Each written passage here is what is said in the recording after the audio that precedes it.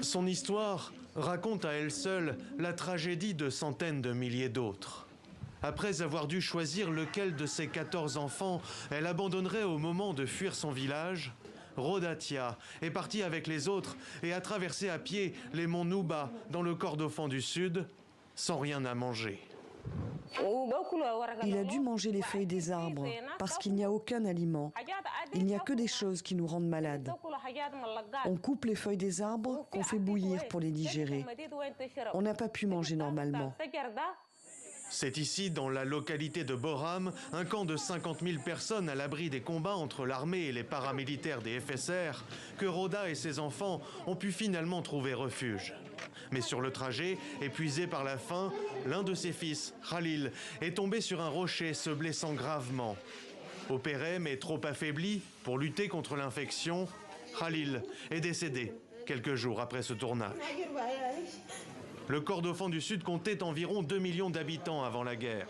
Le déplacement de 700 000 d'entre eux à cause du conflit et les précédentes mauvaises récoltes ont aggravé le niveau déjà faible des réserves alimentaires. La saison dernière, j'avais cultivé suffisamment de maïs pour nourrir ma famille, mais l'invasion de criquets a eu raison de mes cultures. Et cette saison, au printemps, je n'ai pas pu récolter parce que j'ai été déplacé. Les responsables humanitaires à l'ONU affirment qu'il est difficile, voire impossible, d'acheminer l'aide dans ces zones du Kordofan contrôlées par des rebelles locaux et où la situation des déplacés est comparable à celle du Darfour. Ce sont ces États, le Kordofan et le Darfour, qui ont le moins accès à l'aide,